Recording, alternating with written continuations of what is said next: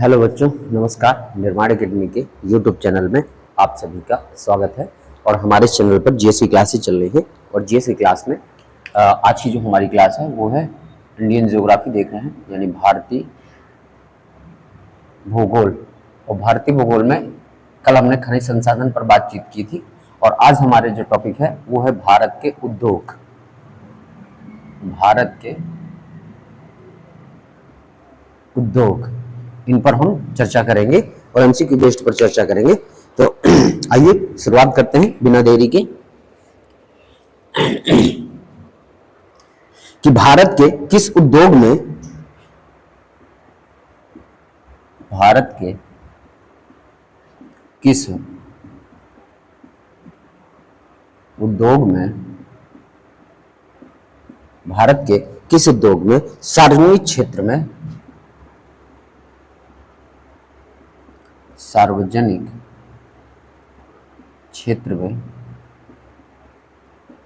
सबसे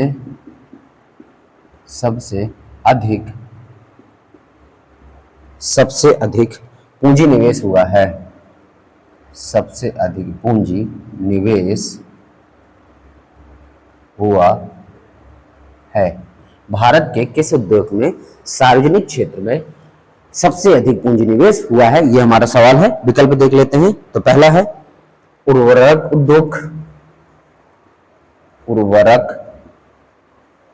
उद्योग, दूसरा है लौह इस्पात उद्योग,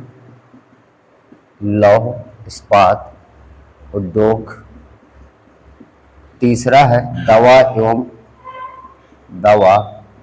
एवं रसायन उद्योग, और चौथा है आपका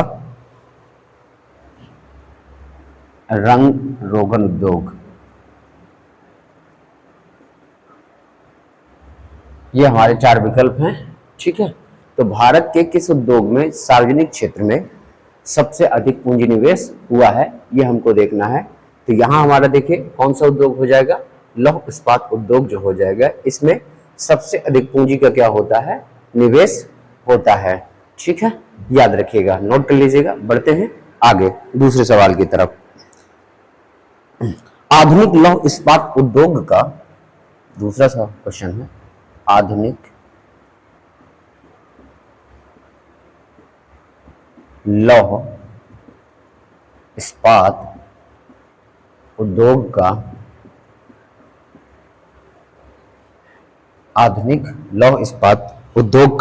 वास्तविक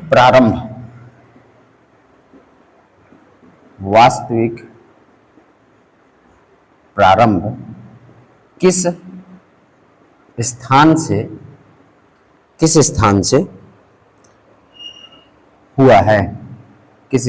हुआ है, ठीक है। ये सवाल है। और विकल्प देख लेते हैं इसके। तो पहला विकल्प है हमारा कुल्टी, दूसरा बर्नपुर, तीसरा जमशेदपुर, ठीक है। चौथा गोपालपुर,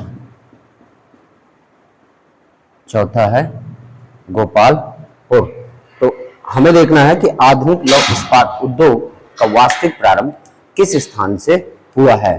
तो किस स्थान से हुआ है, ये हुआ हमारा कुल्टी से। कहां से हुआ है, कुल्टी। और ये कुल्टी क्षेत्र कहां पड़ता है, तो ये पड़ता है आपका पश्चिम बंगाल, ठीक है।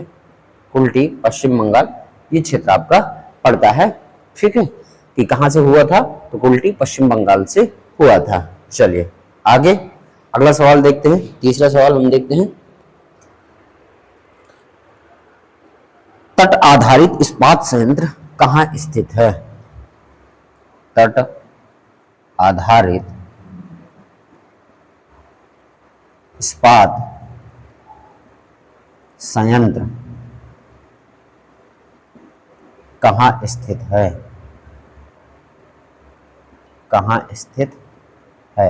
तट आधारित इस्पात संयंत्र कहां स्थित है। विकल्प है तूतीकोरिन,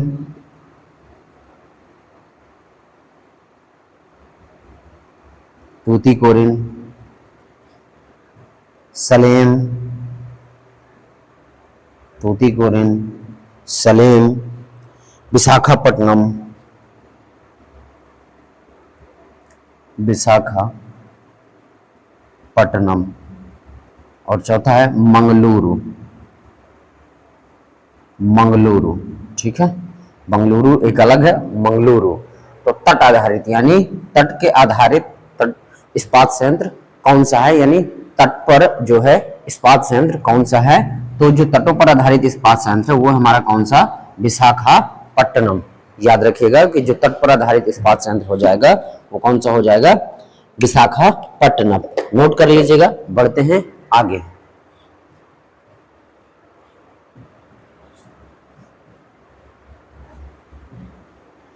तो नोट करते हुए चलिएगा बच्चों, ताकि रिवीजन करने में आपकी आसानी मिले। नोट्स बनाएंगे तो आपको रिवीजन करने में बहुत आसानी होगी और चीजें भी आपको अच्छे से याद रहेंगी। चलिए आइए अगला देखते हैं। अगला है हमारा दुर्गापुर लौह इस्पात संयंत्र।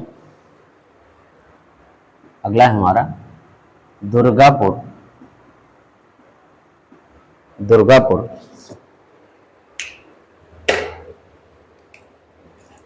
लौह इस्पात संयंत्र।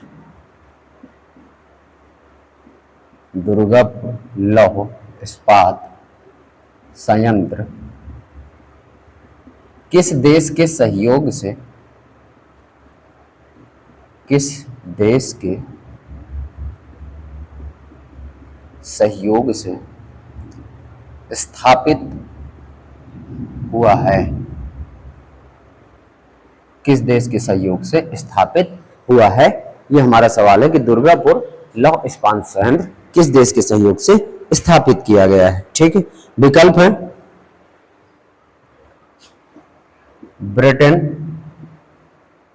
ब्रिटेन, दूसरा जर्मनी, तीसरा फ्रांस और चौथा रूस। तो हमको बताना है कि जो दुर्गापुर लौह इस्पात संयंत्र है ये किस देश के सहयोग से स्थापित किया गया है। तो जो दुर्गापुर लौह इस्पात संयंत्र है, याद रखिएगा, यह ब्रिटेन के सहयोग से स्थापित हुआ है। ठीक है, ये याद रखिएगा। जैसे ये देश है जर्मनी, जर्मनी की राजधानी देखिए क्या है, जर्मनी की राजधानी क्या है, बर्लिन। जर्मनी की राजधानी क्या है, बर्लिन है। ठीक है, ब्रिटेन की राजधानी क्या है, लंदन। ठीक, फ्रांस की राजधानी क्या है आपकी, पेरिस। ठीक है, और पेरिस देखिए किस नदी किनारे है, तो ये सीन नदी के किनारे है। किस नदी किनारे शहर है, तो सीन नदी किनारे आपका पेरिस है। ठीक है, पेरिस को क्या कहा जाता है, सुरा एवं सुंदरियों का देश। सुरा एवं सुंदरियों का देश कहा जाता है। सुरा एवं सुंदरियों का देश यानी पेरिस फ्रांस को कहा जाता है। रूस की राजधानी क्या है, तो रूस की राजधानी है मॉस्को। रूस की राजधानी क्या है, मॉस्को। ठीक है, और रूस से ही हमने देखिए जो हमारा S-400 डिफेंस, S-400 ये क्या है, defence missile system. Defence missile, जो डिफेंस मिसाइल सिस्टम है S-400 वो हमने कहां से लिया है, तो वो हमने रूस से लिया हुआ है, जो चर्चा का विषय बना हुआ है। जैसे फ्रांस से हमने क्या लिया है, राफेल विमान। ठीक है, राफेल, ये हम राफेल क्या है, एक लड़ाकू विमान है। क्या है, लड़ाकू विमान। तो लड़ाकू विमान हमने कहां से लिया है, तो हमने फ्रांस से लिया हुआ है। ठीक है, याद रखिएगा। चलिए, तो ये बातें कुछ याद रखिएगा, अलग से नोट कर लीजिएगा। आइए बढ़ते हैं आगे। अगला है राउरकेला इस्पात संयंत्र की स्थापना हुई। चलिए यहीं पर हम बातचीत कर लें कि जैसे राउरकेला है, तो जर्मनी के सहयोग से हमने कौन सा इस्पात संयंत्र जो है स्थापित किया है, तो राउरकेला।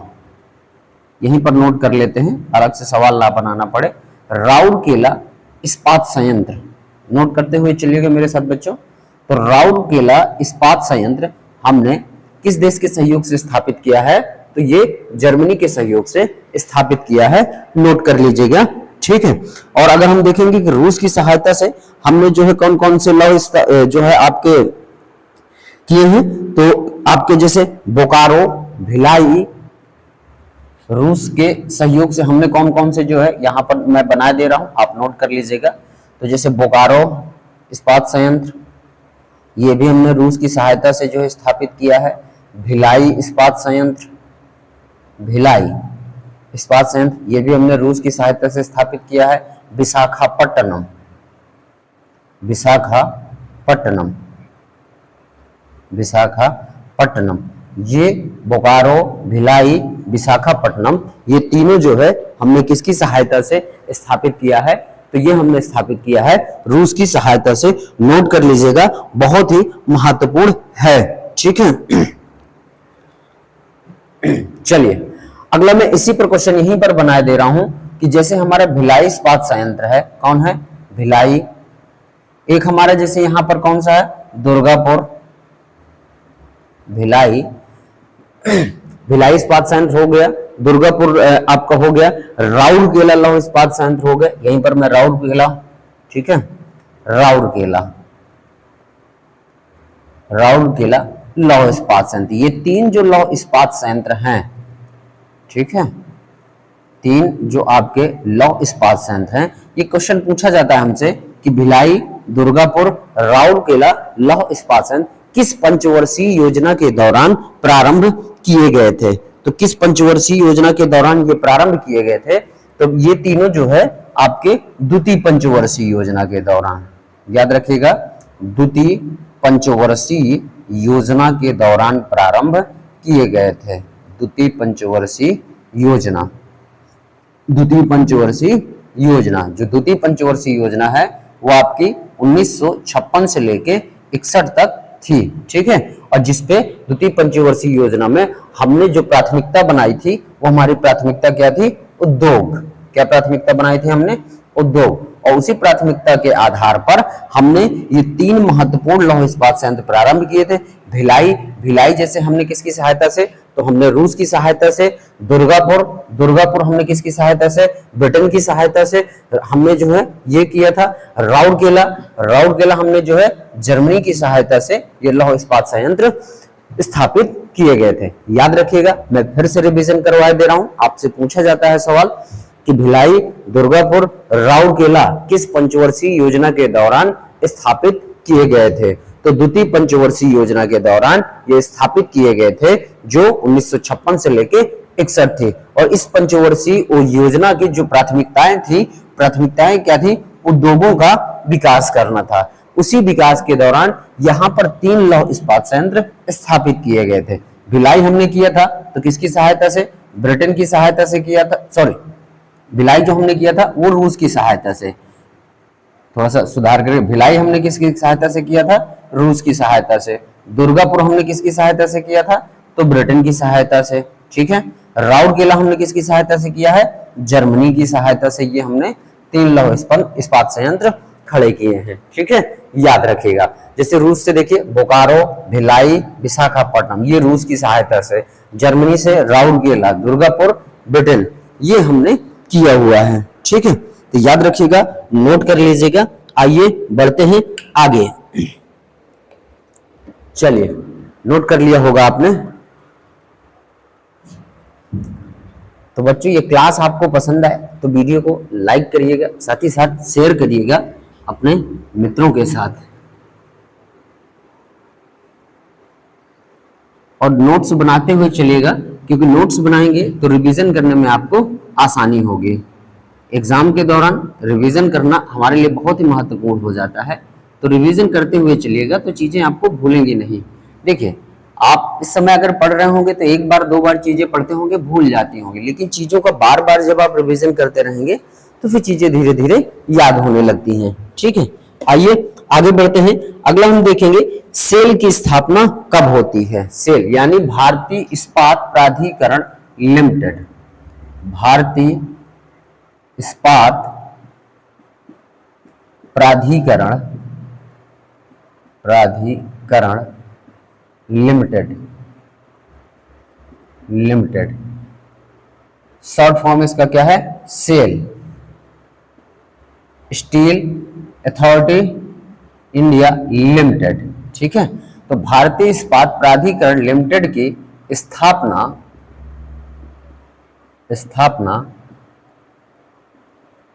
कब होती है, ठीक है, यानी सेल स्टील अथॉरिटी इंडिया लिमिटेड सेल की स्थापना कब होती है। विकल्प है आपके 1964, 69, 1964, 1969, 1974 और 1984, ठीक है, ये हमारे विकल्प हैं।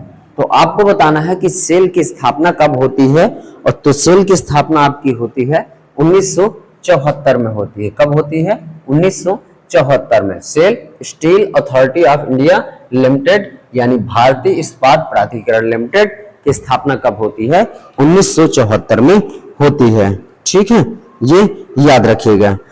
अगले सवाल की तरफ बढ़ते हैं। अगला है भारत में प्रथम कपास मिल की स्थापना। भारत में प्रथम कपास मिल, कपास मिल कह सकते हैं, या सूती वस्त्र उद्योग, सूती वस्त्र उद्योग की स्थापना कब होती है, ठीक है, कब नहीं कहां होती है, ठीक है, कहां होती है। हमको देखना है कि भारत में प्रथम जो कपास मिल है इसकी स्थापना कहां होती है, ठीक है। तो भारत में जो प्रथम कपास मिल है ये हमारी जो स्थापना होती है कहां होती है, ठीक है, यहीं पर हम देख लेते हैं कि भारत में प्रथम कपास मिल की स्थापना कहां होती है। तो ये होती है आपकी कलकत्ता में। कहां होती है, कलकत्ता, ठीक है, कलकत्ता, कलकत्ता यानी पहले, अब इसका नाम क्या है, कोलकाता है, लेकिन पहले के कलकत्ता शहर यानी पश्चिम बंगाल में भारत में प्रथम कपास मिल यानी सूती वस्त्र उद्योग की स्थापना की जाती है, ये याद रखिएगा, ठीक है। अगर हम देखें कि जो भारत का यानी ये जो सूती वस्त्र उद्योग है या वस्त्र उद्योग की हम बातचीत करें, वस्त्र उद्योग, वस्त्र उद्योग, तो भारत का ये पहला वस्त्र उद्योग है, यानी ऐसा वस्त्र उद्योग है जो क्या करता है, बहुत ज्यादा में रोजगार देता है। यानी अगर वस्त्र उद्योग की मैं चर्चा करूं तो बड़ी संख्या में या बड़ी संख्या की बजाय सबसे ज्यादा रोजगार देने वाला उद्योग, सबसे ज्यादा रोजगार देने वाला उद्योग, तो सबसे ज्यादा रोजगार देने वाला उद्योग हमारा कौन सा है, तो वस्त्र उद्योग। ये याद रखिएगा कि वस्त्र उद्योग ऐसा उद्योग है जो सबसे ज्यादा क्या करता है, रोजगार देता है, ठीक है। चलिए याद रखिएगा। आइए आगे बढ़ते हैं। अगला है कि देश में रेशम उद्योग का, ठीक है, तो सबसे ज्यादा रेशम उद्योग,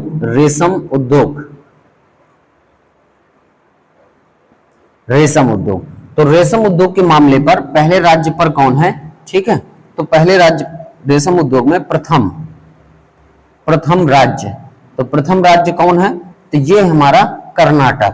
प्रथम राज्य कौन सा है, कर्नाटक। रेशम के मामले में, रेशम उद्योग के मामले में पहले नंबर पर कौन है, तो कर्नाटक है। बहुत ज्यादा यहाँ रेशम का क्या हुआ है, रेशम उद्योग का विकास हुआ है, ठीक है, ये याद रखिएगा।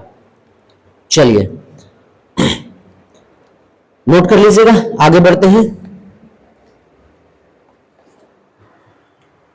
आइए अब हम चर्चा कर लेते हैं एक और उद्योग की, सीमेंट उद्योग के बारे में। चलिए अब हम बात कर लेते हैं सीमेंट उद्योग। तो जैसे मैं आपसे कहूं कि सीमेंट उत्पादन में भारत का विश्व में कौन सा स्थान है,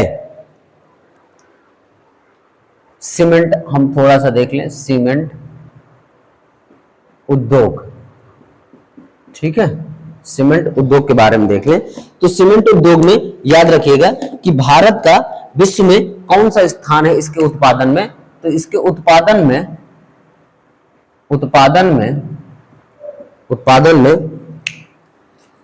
भारत विश्व में, ठीक है, भारत विश्व में सेकंड नंबर पर है। किस नंबर पर है? सेकंड नंबर पर है, यानी द्वितीय स्थान पर भारत है सीमेंट उद्योग के उत्पादन के मामले में, ठीक है। और भारत में प्रथम जो सीमेंट संयंत्र लगा था, ये कहां लगा था? तो 1904 में लगा था, ठीक है। हम कब लगा था? यानी 1904 में। और कहां लगता है ये? तो चेन्नई में लगता है, ठीक है। प्रथम संयंत्र सीमेंट संयंत्र की स्थापना देखिए कहां होती है? तो चेन्नई में होती है। कहां होती है? चेन्नई। और चेन्नई में होती है। और कब होती है? तो 1904 ईस्वी में होती है प्रथम संयंत्र, यानी सीमेंट उत्पादन के लिए, ठीक है। ये याद रखेंगे। और सीमेंट के उत्पादन के लिए जो इसको हमें चाहिए, ठीक है, कोयला तथा जिप्सम। क्या चाहिए? कोयला तथा जिप्सम, ठीक है। ये सबसे प्रभावकारी जो है आपके सीमेंट उद्योग के लिए महत्वपूर्ण कारक हैं, ठीक है। कोयला तथा क्या है? जिप्सम, ये याद रखिएगा, ठीक।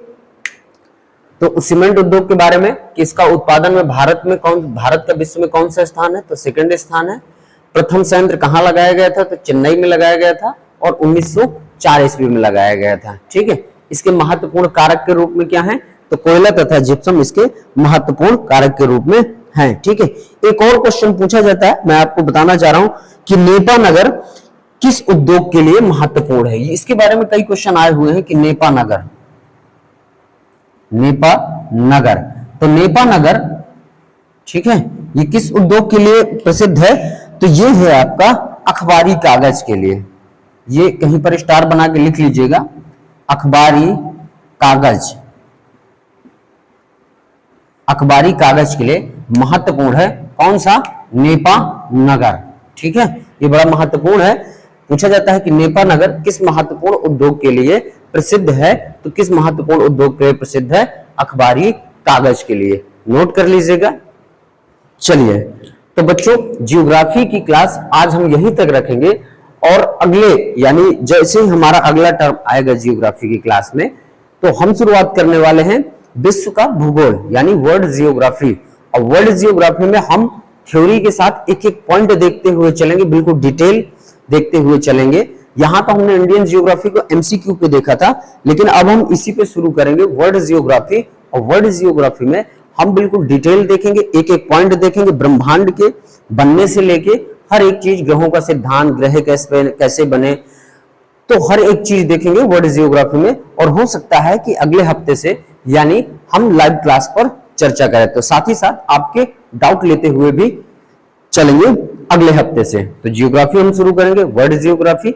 अगले सप्ताह से जब जियोग्राफी का टर्म आएगा तो वहां शुरुआत होगी हमारी विश्व का भूगोल। और विश्व के भूगोल में हम ब्रह्मांड से शुरुआत करेंगे कि जैसे ब्रह्मांड बना कैसे, पहले पॉइंट से शुरू करेंगे और अंत तक बिल्कुल डिटेल देखते हुए चलेंगे कि अगर आप यूपीपीसीएस आरओ की परीक्षाओं में भी बैठते हैं तो आपको दिक्कत नहीं होने वाली है, बिल्कुल डिटेल पढ़ेंगे। तो मिलते हैं आपसे अगली क्लास में, तब तक के लिए धन्यवाद। जय हिंद, वंदे मातरम।